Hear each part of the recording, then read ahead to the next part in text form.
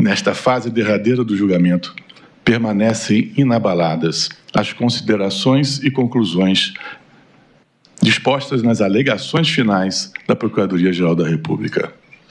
Nos próximos minutos, procederei a um apanhado, inevitavelmente resumido, das múltiplas ações do grupo denunciado, em que se nota uma unidade de propósito, o de impedir a chegada e o exercício do poder pelo presidente que concorria pela oposição, e o de promover a continuidade do exercício do poder pelo presidente Bolsonaro, pouco importando os resultados apurados no sufrágio de 2022. Uma tentativa de golpe de Estado, de quebra dos elementos essenciais do Estado de Direito Democrático, decorrente do desmantelamento da independência de poderes, não se dá à compreensão sem que se articulem fatos e eventos múltiplos, de ocorrência estendida no tempo, que conformam o comportamento punido pela lei. No golpe que se consuma, a fratura do regime constitucional se distingue pelo efetivo apoderamento da estrutura estatal, à margem dos mecanismos previstos na ordem jurídica, o que é de imediata percepção. Já a tentativa de insurreição depende de inteligência de eventos que, desligados entre si, nem sempre impressionam sob o ângulo dos crimes contra as instituições democráticas, mas que, vistos em seu conjunto, destapam uma unidade na articulação de ações ordenadas ao propósito do arbítrio e do desbaratamento das instituições democráticas. A denúncia apresentada neste processo, por isso até, não pode ser analisada como uma narrativa de fatos isolados. Antes, há de ser contemplada como relato de uma sequência significativa de ações voltadas para a finalidade malsã, aptas, na soma em que se integram, para provocar o resultado que a legislação pune.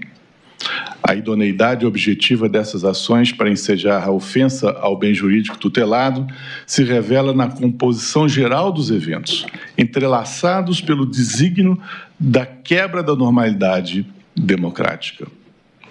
Aqui, a ameaça da violência e a sua realidade se revelam nas etapas em que se desenvolve a sequência de práticas voltadas ao assolamento das instituições democráticas. Na sua linha de desenvolvimento, ganham evidência e assumem significativa gravidade. Os fatos de que a denúncia trata nem sempre tiveram os mesmos atores.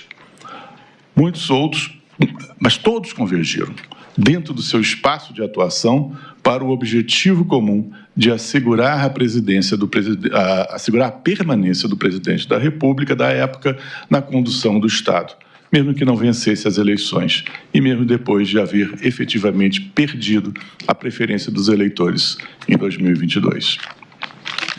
Em conjunto, esses eventos desvendam não uma maquinação desgarrada da realidade prática, tampouco meros atos de cogitação, mas a colocação em marcha de plano de operação antidemocrática ofensiva ao bem jurídico tutelado pelo Código Penal.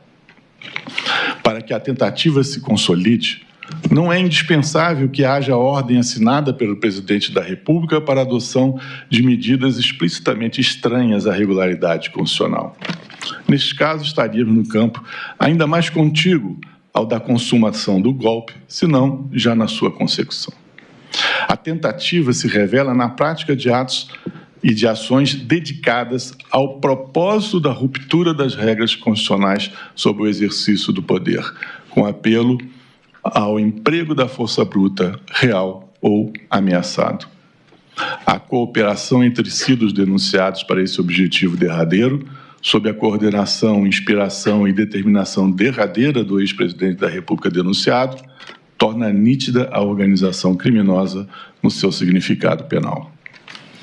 Ainda que nem todos os denunciados tenham atuado ativamente em todos os acontecimentos relevantes na sequência de quadros em que se desdobraram as ações contra as instituições democráticas, todos colaboraram na parte em que lhes coube, em cada etapa do processo de golpe, para que o conjunto dos acontecimentos criminosos ganhasse realidade.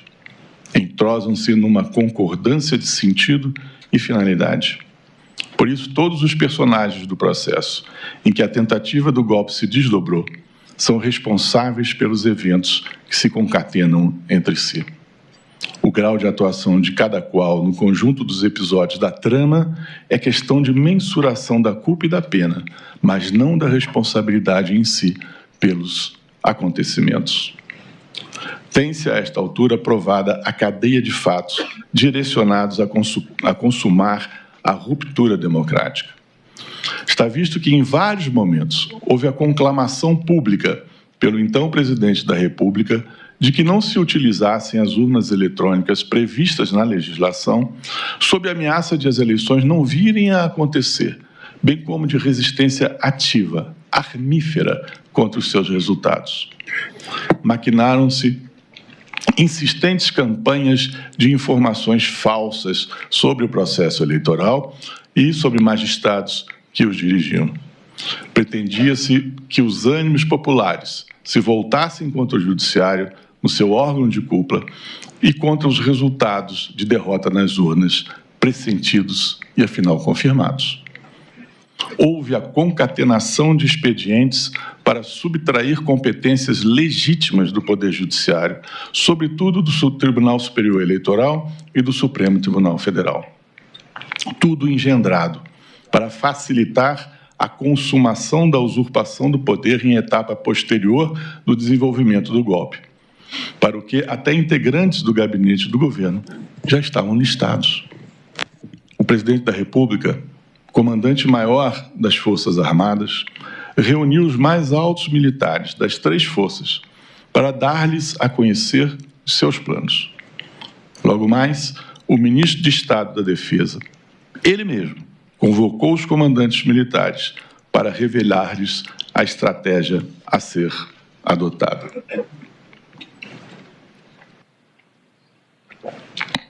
Repare-se bem que a reunião não se deu para que os comandantes tivessem ciência do grave ato, a fim de que a ele resistissem energicamente. Não. Foram convocados para aderirem ao movimento golpista estruturado.